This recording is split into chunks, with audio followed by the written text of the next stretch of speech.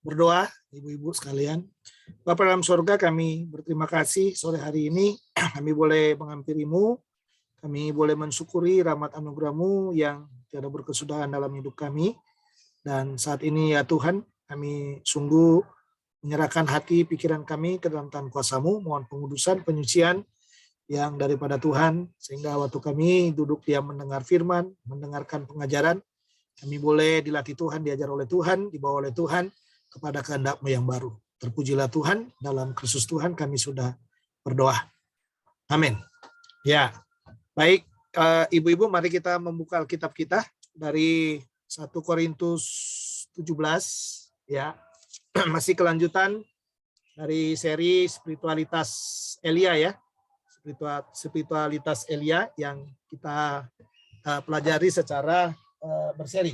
Ya, jadi mari kita lihat bersama-sama sekali lagi 1 Raja-Raja pasal 17 ayat 17 sampai dengan ayat yang ke-24. Saya membaca demikian firman Tuhan. Kemudian sesudah itu anak dari perempuan pemilik rumah itu jatuh sakit, dan sakitnya itu sangat keras sampai tidak ada napasnya lagi. Kata perempuan itu kepada Elia, apakah maksudmu datang kemari ya abdi Allah? Singgahkah engkau kepadaku untuk mengingatkan kesalahanku dan untuk menyebabkan anakku mati? Kata Elia kepadanya, berikanlah anakmu itu kepadaku. Elia mengambilnya dari pangkuan perempuan itu dan membawanya naik ke kamarnya di atas dan membaringkan anak itu di tempat tidurnya. Sesudah itu ia berseru kepada Tuhan, katanya, ya Tuhan Allahku, apakah engkau menimpakan kemalangan ini atas janda ini juga, yang menerima aku sebagai penumpang dengan membunuh anaknya. Lalu ia mengunjurkan badannya di atas anak itu 3 kali dan berseru kepada Tuhan, katanya, ya Tuhan Allahku, pulangkanlah kiranya nyawa anak ini ke dalam tubuhnya. Tuhan mendengarkan permintaan Elia itu dan nyawa anak itu pulang ke dalam tubuhnya sehingga ia hidup kembali. Elia mengambil anak itu, ia membawanya turun dari kamar atas ke dalam rumah dan memberikannya kepada ibunya. Kata Elia, ini anakmu, ia sudah hidup. Kemudian kata perempuan itu kepada Elia, sekarang aku tahu bahwa engkau abdi Allah dan firman Tuhan yang kau ucapkan itu adalah benar. Ibu-ibu sekalian, sekali lagi kisah Elia ini menjadi kisah yang sangat memberkati kita semuanya ya. Ya, jadi kita tahu persis kalau kita membicarakan spiritualitasnya, ya kita sudah lihat apa yang terjadi di Sungai Kerit. Ya, ini yang pertama ya, di Sungai Kerit. Ya, atau dalam Sungai Kerit ini setelah peristiwa dia ketemu dengan Ahab. Ya, kita tahu apa yang terjadi di sini. Lalu kita tahu juga yang terjadi dengan janda di Sarfat kemarin, ya, janda di Sarfat, ya, di Sarfat, ya, yang pada akhirnya kita tahu yang di sini ini mereka itu sudah apa? Sudah sama-sama dipelihara Tuhan, ya, dipelihara Tuhan, karena akhirnya Elia itu nginap di rumah janda ini atau tinggal di rumah janda itu, ya. Karena kalau saudara melihat di dalam ayat yang ke 20 ya, sesudah itu ia berseru kepada Tuhan, katanya, ya Tuhan Allahku, apakah engkau menimpakan kemalangan ini atas janda ini juga, yang menerima aku sebagai penumpang? Ya, penumpang. Dalam arti Elia itu sudah tinggal di rumah janda itu. Jadi dia menumpang di rumah janda itu, dan mungkin janda itu memberi tempat buat dia untuk beristirahat juga. Karena setelah dari Sungai Kerit ini, memang perintahnya Tuhan dia harus ke Sarfat dan harus bertemu dengan janda ini, karena Tuhan bilang aku telah memerintahkan seorang janda untuk memelihara hidupmu. Nah, ini kata kunci yang luar biasa, saudara. Tapi memelihara hidupnya itu pun kemarin kita lihat caranya Tuhan adalah ini tadi ya. Caranya Tuhan demonstrasi kuasa. Ya. Dari apa? Dari tepung, ya, tepung dan buli-buli yang masih tinggal sedikit itu katanya. Kalau persepsinya janda, kami akan mati.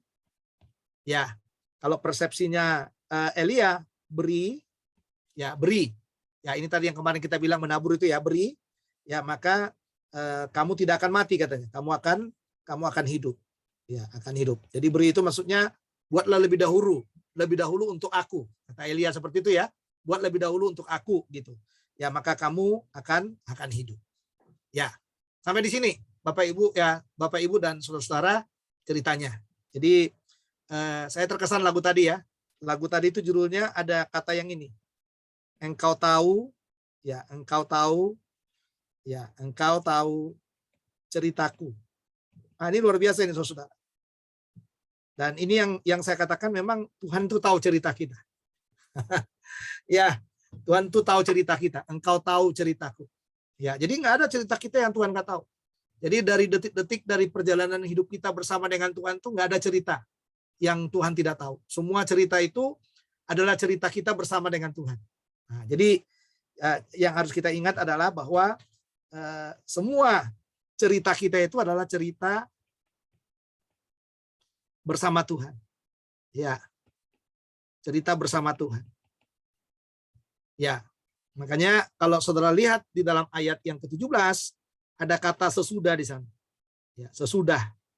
Dalam ayat 17 ini berarti cerita bersama Tuhan itu berlanjut lagi. Ya, cerita bersama dengan Tuhan itu berlanjut lagi. Ya, tadi udah terpelihara hidupnya, udah aman karena di dalam ayat yang ke ayat yang ke 16, tepung dalam tempayan itu tidak habis dan minyak dalam buli-buli itu tidak berkurang seperti firman Tuhan yang diucapkan dengan perantaraan Elia. Jadi kita bisa melihat dalam bagian ini, bahkan kalau saudara naik ke atas lagi ayat 15, lalu pergilah perempuan itu dan membuat seperti yang dikatakan Elia. Maka perempuan itu dan dia serta anak perempuan itu mendapat makan beberapa waktu lamanya. Ya, beberapa waktu lamanya. Jadi ada makanan yang mungkin si penulis kitab Raja-Raja ini menyimpulkan bahwa sampai nanti kalau saudara melihat sampai nanti musim kering itu berlalu, maka mungkin ini yang kemungkinan adalah akan terjadi kekeringan di sana juga. Ya, atau selama Elia masih ada di situ, maka kehidupan daripada janda itu terpelihara, ya selama Elia ada di tempat itu. Nah, makanya saudara peralihannya dari cerita bersama Tuhan ini, karena engkau tahu ceritaku. Ya, jadi cerita bersama Tuhan itu Tuhan paling tahu cerita yang paling bagus buat kita ya. Ya teman-teman ya, Bapak Ibu ya. Jadi Tuhan tuh paling tahu cerita kita. Jadi nggak ada cerita dalam hidup ini yang Tuhan nggak tahu. Ya. Nah, makanya di dalam ayat yang ke-17 itu sesudah itu. Nah, ini dia. Jadi cerita itu ada kata sesudah. Sesudah itu, apakah yang enak setelah makannya terpelihara? Apakah yang enak akan muncul permanen? Ternyata informasi yang dikatakan dalam ayat 17 itu, sesudah itu anak dari perempuan pemilik rumah itu jatuh sakit. Dan sakitnya itu sangat keras. Sampai tidak ada napasnya lagi. Penulis surat 1 Raja-Raja yang bilang, dia membuat bahasa yang sangat halus, sampai tidak ada napasnya. Tidak ada nafasnya lagi. Ya, jadi ibu-ibu lihat di sana bahwa cerita bersama dengan Tuhan itu ada pasang surut yang terus dimunculkan di sana untuk melihat bagaimana sih kita sebenarnya, bagaimana kualitas spiritualitasnya kita, atau bagaimana kualitas kerohanian kita. Ya, makanya cerita itu nggak pernah berhenti. Cerita itu selalu ada. Ya, cerita itu selalu ada untuk mengingatkan kita bahwa dari waktu ke waktu tangan Tuhan itu selalu ada di sana. Sekalipun ada istilah yang dikatakan dalam bagian ini sampai tidak ada napasnya lagi. Jadi kita lihat di sana bahwa cerita bersama Tuhan itu selalu ditunjukkan oleh Tuhan. Ya, salah satunya adalah lewat ini dia, masalah. Ya, masalah. Jadi ibu-ibu sekalian, jangan alergi dengan masalah. Jangan alergi dengan persoalan-persoalan hidup. Ya, jangan alergi dengan sesuatu yang mungkin sulit bagi kita. Ya, jangan alergi dengan itu. Ya, karena memang masalah itu diizinkan supaya cerita bersama Tuhan itu menjadi cerita yang penuh dengan catatan. Ya, betapa indahnya mengikuti itu Tuhan. Nah, sekarang persoalannya, waktu masalah ini ada, bagaimana kita meresponinya? Nah, dalam cerita ini, kita lihat dalam ayat yang ke-18. Penulis kitab Raja-Raja mengatakan, sampai tidak ada napasnya lagi. Tapi ternyata, ya perempuan ini menanggapinya dengan kata dalam ayat 18, kata perempuan itu kepada Elia, apakah maksudmu datang kemari, ya abdi Allah? Singgahkah engkau kepadaku untuk mengingatkan kesalahanku dan untuk menyebabkan anakku mati? Biasanya masalah itu muncul, selalu diidentikan dengan apa? Dengan dosa, dengan kesalahan. Ya, kan seperti itu kan saudara. Coba lihat dalam ayat 18 itu. Dan dari Sarfat itu bilang apa? Singgahkah engkau di sini? Sekali lagi ya. Singgahkah engkau kepadaku untuk mengingatkan kesalahanku. Satu, untuk karena dosa. Yang kedua adalah, ya masalah itu seolah-olah apa? Masalah itu seolah-olah bagi kita itu seperti apa? Membawa kita kepada tidak ada pengharapan lagi.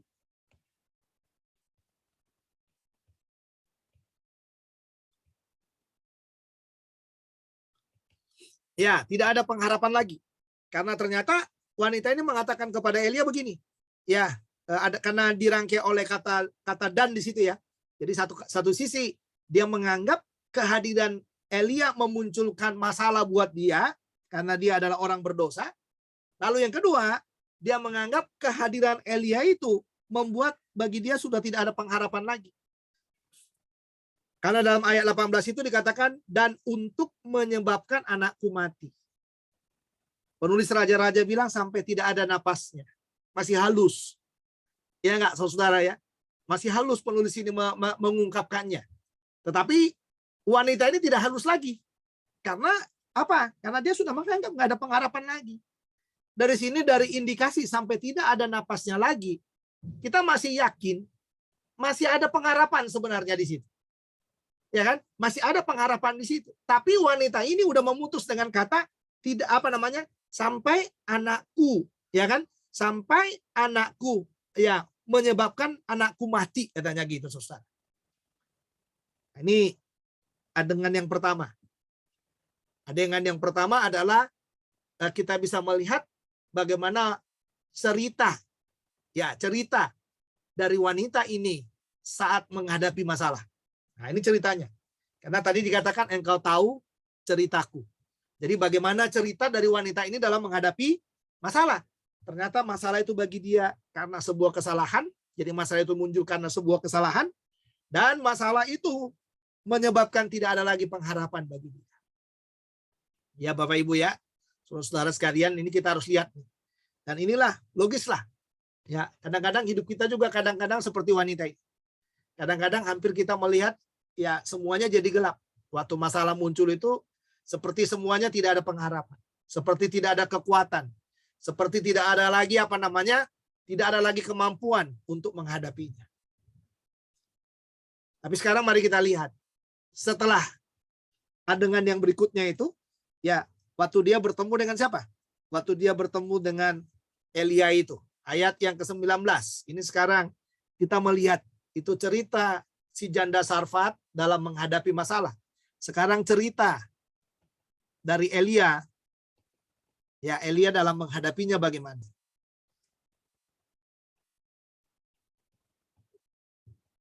Ya, dalam menghadapi masalah itu tadi. Jadi yang di sini tadi kita bisa melihat bahwa itu adalah berkaitan dengan apa? Yang di dalam bagian ini tadi, ini cerita dari siapa? Cerita dari janda di Sarfat itu. Ya, cerita janda di Sarfat itu masalah karena dosa, masalah membuat aku nggak punya pengharapan karena anakku udah mati. Jadi kamu datang ke sini sebenarnya untuk menghukum saya gitu. Kesimpulannya kamu datang untuk menghukum saya. Kamu datang membuat saya kehilangan semua pengharapan saya. Nah, itu ya ibu-ibu ya. Iya. Kalau udah marah kan kayak gitu ya. Kalau kita marah kan biasanya seperti itu yang terjadi ya. Yang terjadi seperti itu kalau kita sudah nggak bisa terima realita yang ada, biasanya akan kita munculkan hal-hal seperti itu. Tapi cerita Elia dalam menghadapi masalah itu bagaimana? Mari kita lihat ayat 19. Kata Elia kepadanya, berikanlah anakmu itu kepadaku. Elia mengambilnya dari pangkuan perempuan itu dan membawanya naik ke kamarnya di atas dan membaringkan anak itu di tempat tidurnya. Jadi yang pertama apa? Elia itu menghadapi masalah.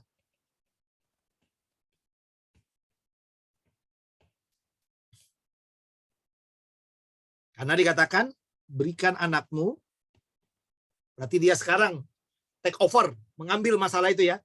Berikan anakmu. Ya, berikan anakmu. Ya, lalu setelah diberikan, bawa ke kamar. Apa dimaksudkan di kamar ini? Dia nggak mau bersentuhan dengan orang yang lain untuk menyelesaikan masalah itu. Karena persoalan menyelesaikan masalah itu adalah persoalan dari ceritanya Elia dengan Tuhan. Jadi bagaimana dia nanti mengungkapkan cerita itu, mengungkapkan kesulitan itu kepada Tuhan. Jadi lalu yang bagian berikutnya dikatakan. Jadi bawa ke kamar, membawa naik ke atas. Jadi mungkin Elia itu diberikan tempat di atas, ya, di atas seperti itu. Ya, makanya saudara-saudara, kalau boleh kayak gitu juga ya. Jadi bangun rumah, taruh di atas. Jadi kalau ada hamba Tuhan datang, taruh di atas. Karena biasanya hamba Tuhan itu akan berdoa dari atas dan memberkati kita semuanya.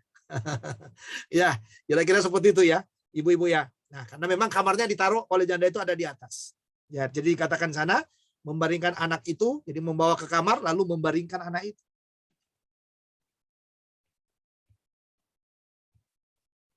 Ini dia. Jadi orang yang menghadapi masalah seperti ini, saudara, harus take over masalah itu. Jadi jangan menggerutu dengan masalah itu. Elia tidak menggerutu dengan masalah itu. Elia nggak mau berdebat dengan perempuan itu tentang masalah itu. Elia nggak perlu penjelasan. Karena wanita itu bilang, kamu menghukum aku.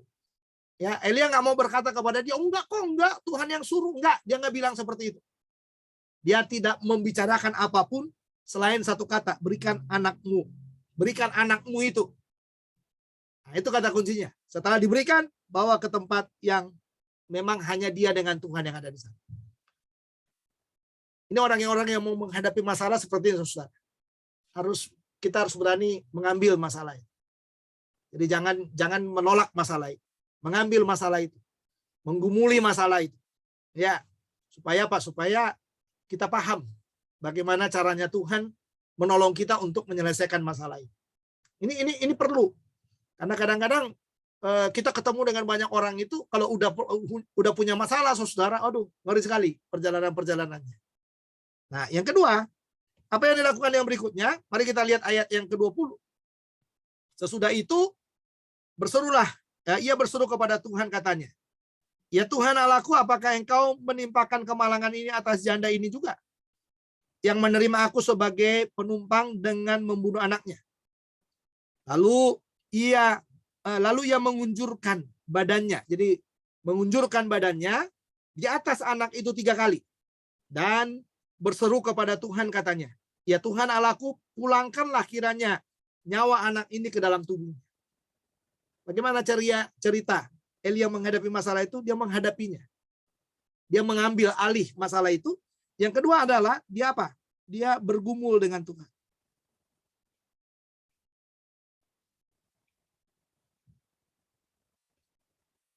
Bergumul dengan Tuhan. Pergumulan yang pertama dalam ayat 20 itu. Ya, bahwa apa yang dikatakan oleh janda itu sekarang dikembalikan.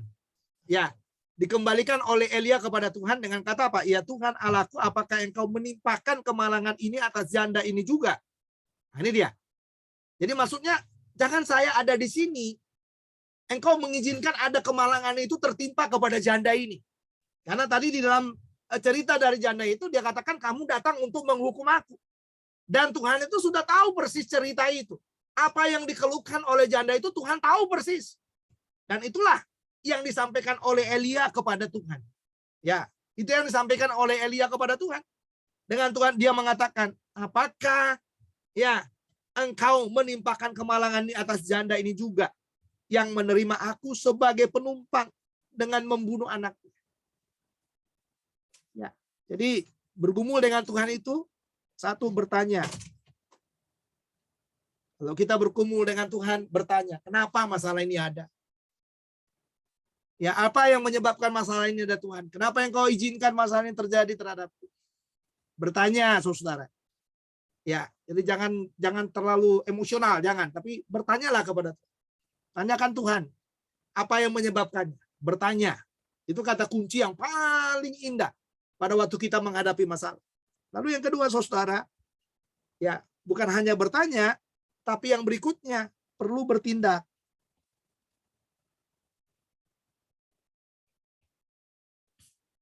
Ya, bagaimana tindakan Elia? Dikatakan lalu ia mengunjurkan badannya. Nah, ini ibu-ibu ini ya, lalu mengunjurkan badannya ya. Jadi dia taruh seperti ini, telentang seperti ini, lalu dia menimpa anak itu, mengunjurkan tubuhnya katanya. Ya, jadi lalu ia mengunjurkan badannya di atas anak itu 3 kali. 3 kali ya. Jadi dia ada tindakan dari imannya. Dia mulai membuat sebuah tindakan di sana. Dia mengunjurkan tubuhnya di atas anak itu. Baru terakhir dia berseru. Ya, jadi bertanya, bertindak, berseru. Bagaimana seruannya saudara? Dikatakan di dalam ayat yang ke-20 ayat 21 tadi ya. Dikatakan begini, ya Tuhan Allahku, pulangkanlah kiranya nyawa anak ini ke dalam tubuhnya. Ini seruannya. Pulangkanlah. Nah, luar biasa ini. Jadi ternyata memang benar-benar Tuhan ambil loh. Tuhan ambil ya. Jadi nggak main-main di sana. Karena dalam ayat 22 itu dikatakan, Tuhan mendengarkan permintaan Elia itu dan nyawa anak itu pulang ke dalam tubuhnya sehingga ia hidup kembali. Ini kalau ada masalah seperti ini. Bergumullah dengan Tuhan. Mulailah banyak bertanya. Mulailah banyak bertindak. Ada tindakan-tindakan real, langkah-langkah iman yang kita buat. Ya, lalu yang berikutnya, mulailah berseru. Berseru, dan di dalam seruan itu ada permohonan. Ya, karena Elia mengatakan bagaimana? Ya, ya Tuhan Allahku, pulangkanlah kiranya nyawa anak ini ke dalam tubuhnya. Itu seruannya. Lalu Tuhan mendengarkan permintaan Elia itu, dan nyawa anak itu pulang ke dalam tubuhnya sehingga ia hidup kembali. Pelajaran apa yang kita tangkap di sini? Pelajarannya sederhana, saudara. Ya, kalau kita berani menghadapi masalah dengan kita bergumul dengan Tuhan, kita nggak perlu ada yang kita sembunyikan di hadapannya. Kita perlu bertanya, kenapa ini terjadi? Lalu yang berikutnya, kalau kita perlu bertindak, buatlah tindakan. Tindakan apa yang harus kita buat? Lalu terakhir, belajarlah bersandar kepadanya. Berseru, kembalikan anak ini. Kembalikan nyawa anak ini. Karena dalam ayat 22 itu, saya suka itu. Tuhan mendengarkan permintaan Elia itu, dan nyawa anak itu pulang ke dalam tubuhnya, sehingga ia hidup kembali. Jadi memang benar, Tuhan ambil. Dan sekarang Tuhan yang mengambil itu mengembalikan lagi. Oke, jadi cerita dari janda itu menghadapi semua kegusarannya udah kelihatan tadi. Lalu sekarang cerita daripada Elia dalam menghadapinya. Kita sudah lihat di sini. Lalu kita melihat di dalam bagian ini. Ya, di bagian berikutnya adalah ending dari cerita itu.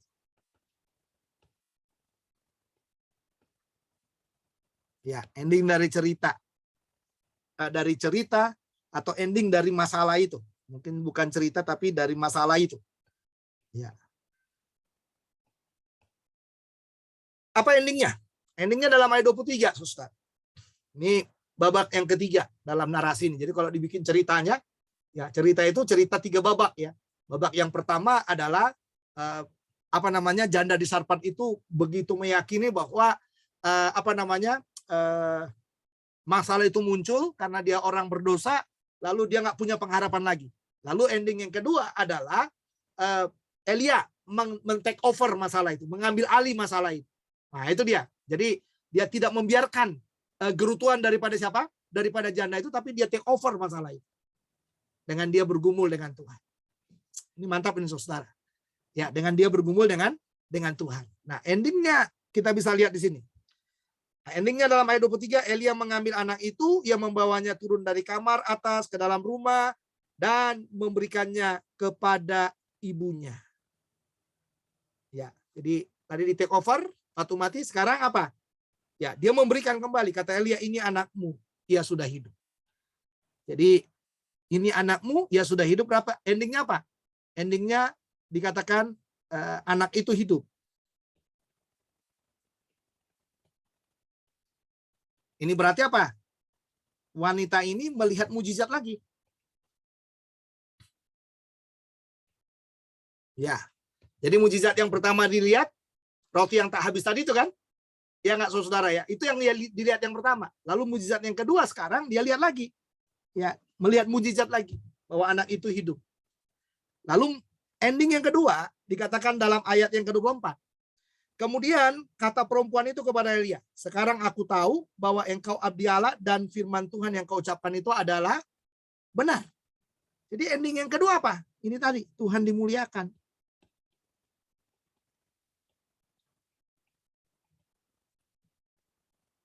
Aku tahu, kamu abdi Allah.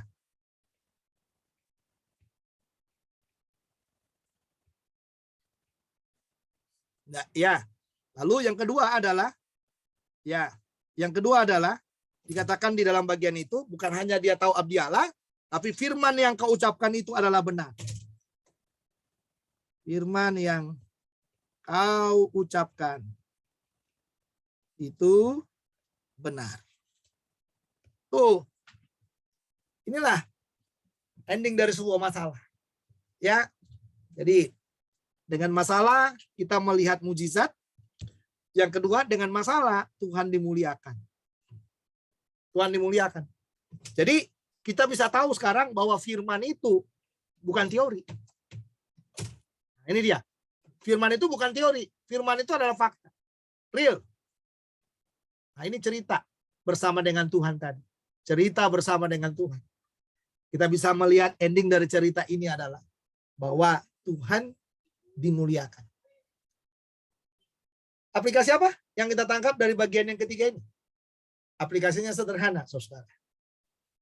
Pada waktu kita bergumul dengan masalah itu, ingatlah bahwa akan ada akhir dari sebuah cerita itu. Sebelum pindah ke cerita yang baru. Nah, ini saudara. Jadi kan satu cerita tadi, masalah ini kan satu cerita ini. Jadi sebelum pindah ke cerita yang baru, yang ini harus diakhiri dulu. Cerita ini harus selesai dulu. Nah, itu makanya dikatakan ending dari masalah itu katanya anak itu hidup. Berarti orang melihat mujizat di sana. Saya nggak tahu apakah dari sebuah masalah hidup kita yang panjang, orang bisa melihat mujizat Tuhan nggak lewat pergumulan kita yang panjang ini. Atau setidak-tidaknya orang nggak melihat, tapi kita melihat mujizat itu. Yang kedua, adakah Tuhan dimuliakan pada waktu masalah itu ada? Aku tahu siapa kamu. Dan aku tahu firman yang kau ucapkan itu benar. Harus itu, saudara. Harus itu, seperti itu. Jadi kita harus belajar bagaimana menikmati cerita bersama dengan Tuhan itu. Karena nanti setelah itu akan pindah ke pasal 18. Di sana muncul cerita baru lagi. Ya. Jadi inilah cerita yang dicatat, ditunjukkan kepada kita. Cerita dari spiritualitas Elia itu. Cerita yang sungguh-sungguh bersama Tuhan. Dan saya rasa ini hal yang sulit ya. Kalau kita hamba Tuhan menumpang di rumah orang, lalu orang itu jadi susah karena kehadiran kita. Ya, orang itu jadi susah. Atau orang itu menganggap kehadiran kita itu untuk menghukum, mendisiplin dia. Ini menjadi cerita yang sulit buat kita sebagai hamba Tuhan. Tapi Elia ini luar biasa. Dia tahu Tuhan, dia bergumul dengan Tuhan. Dia men-take over masalah itu. Dia mengambil alih semuanya. Dan dia mulai berseru kepada Tuhan di sana. Ya, mulai berseru. Jadi bertanya, bertindak, berseru. Itu adalah langkah untuk kita bisa melihat ending dari masalah ini tadi. ini anakmu, dia sudah hidup. Berarti melihat mujizat. Lalu yang berikutnya dikatakan, sekarang respon dari wanita itu, ini tadi Tuhan dimuliakan ini. Aku tahu kamu siapa. Kamu adalah abdi Allah. Lalu yang kedua, aku tahu bahwa dikatakan di sana, ya, dan firman Tuhan yang kau ucapkan itu adalah benar. Dia pernah mengucapkan firman Tuhan kepada Ahab, benar terjadi. Dia pernah mengucapkan firman Tuhan kepada janda ini perihal tidak akan ada kekurangan. Memang benar terjadi. Dan sekarang dia pernah mengucapkan firman Tuhan juga untuk mujizat kesembuhan ini. Dan itu memang benar juga. Dan itu memang terjadi juga. Jadi saudara, kesimpulannya, engkau tahu cerita tentang aku. Berarti cerita tentang aku dan cerita tentang aku ini, tentang kita semuanya. Tuhan tahu. Dan cerita itu terus akan berlanjut lagi. Akan berlanjut lagi. Sampai kita bisa paham bagaimana Tuhan mendewasakan kita ke arah Dia. Bagaimana Tuhan mempersiapkan kita menjadi orang percaya yang serupa dengan Kristus. Jadi jangan pernah khawatir pada waktu masa itu bejibun, kata orang Betawi. Gak perlu khawatir pada waktu engkau diserang dari kiri ke kanan. Dari semua engkau diserang. Tidak perlu khawatir. Karena ada Tuhan yang tahu cerita tentang kita. Dan sebab itu, percayalah kepada Dia. Bahwa Dia adalah Tuhan yang mengerjakan segalanya buat kita semuanya. Tuhan Yesus memberkati kita. Mari kita berdoa. Nanti setelah kita berdoa, kalau atau mau ada yang bertanya silakan. Kalau ada yang mau bertanya sebelum kita berdoa boleh.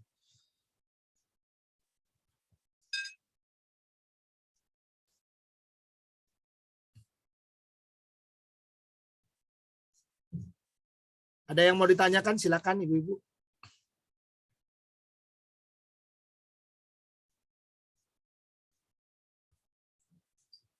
Oke, kalau sudah tidak ada, mari kita akan berdoa. Sekaligus kita akan berdoa syafaat. Adakah yang mau saya doakan? Dari kita? Ada Pak, ada Pak. Ada Pak, Brian. Ya. Lagi dalam pemulihan. Oke, kita berdoa buat Brian dalam pemulihan. Siapa lagi? Buat Dena juga, Pak. Pemulihan. Ya, kita berdoa buat Dena dalam pemulihan. Ada lagi? Untuk Dina, kakak iparnya Iya, kakak ipar saya, Dina, sedang dalam pemulihan. Oke. Coba kita akan doakan sama-sama ya, ibu-ibu. Buat anak saya, Pak. Ya, Samuel. yang pertama kita berdoa untuk Brian ya. Kita berdoa untuk Brian. Lalu berdoa untuk siapa tadi? Dena ya. Dena. Lalu berdoa juga untuk Dina. Ya. Iya. Dina kenapa ini Dina, Bu? Kemarin seperti stroke ringan. Oh, sakit juga ya? Iya, sakit. Ya, sakit. Pemulihan. Oke. Ya, pemulihan ya semua ya. Iya. Ya, Brian juga pemulihan. Lalu yang berikutnya siapa lagi? Ada lagi ibu-ibu? Ibu Yulia tadi apa? Samuel, anak saya. Ya, kenapa Samuel? Sakit juga? Kena COVID kan. Oh, sakit juga ya. Sakit juga. Oke. Baik, ada lagi? Baik, kalau sudah tidak ada, mari kita berdoa bersama-sama.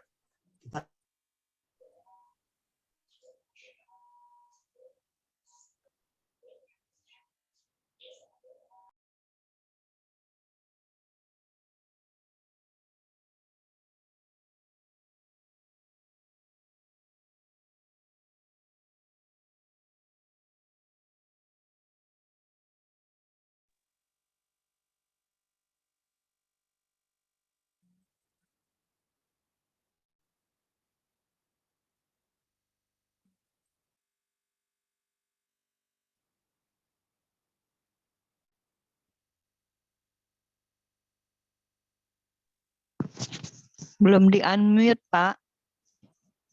mendoakan untuk Brian secara khusus. Kami minta dalam nama Tuhan Yesus. Kiranya tangan Tuhan menjamah Brian. Kami minta dalam nama Yesus. Kiranya Tuhan menjamah dengan kuasa yang daripadamu. Demikian juga kami mendoakan untuk Dena dalam pemulihannya. Kami berdoa juga Tuhan akan memulihkan Dena juga dengan kuasa yang daripadamu.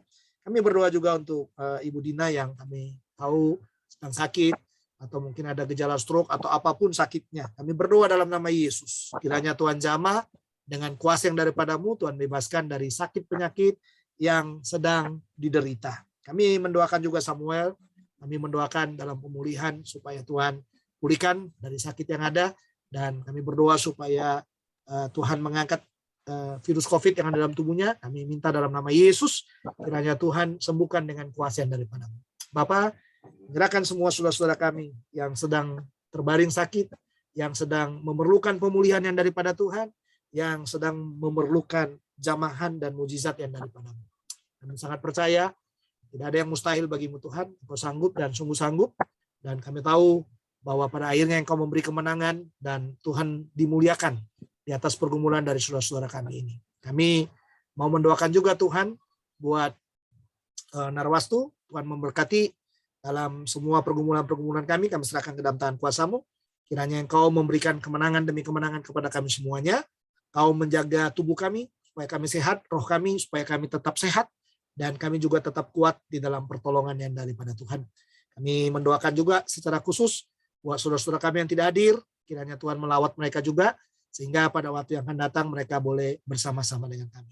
Kami sangat percaya mujizat-Mu, tidak ada yang mustahil bagimu, semuanya mungkin bagi Tuhan. Dan lanjutkanlah kasih setiamu, kasih sayangmu kepada kami semuanya, supaya kami boleh melihat kebaikan demi kebaikan-Mu dalam setiap kehidupan kami. Kau mengampuni semua dosa salah kami, dan kuduskanlah kami dalam setiap perjalanan hidup kami. Menyerahkan suami-suami kami, dan juga menyerahkan mereka semua dalam pekerjaan, dalam usaha. Tuhan berkati para suami kami, supaya mereka menjadi orang yang sukses, yang diberkati oleh Tuhan.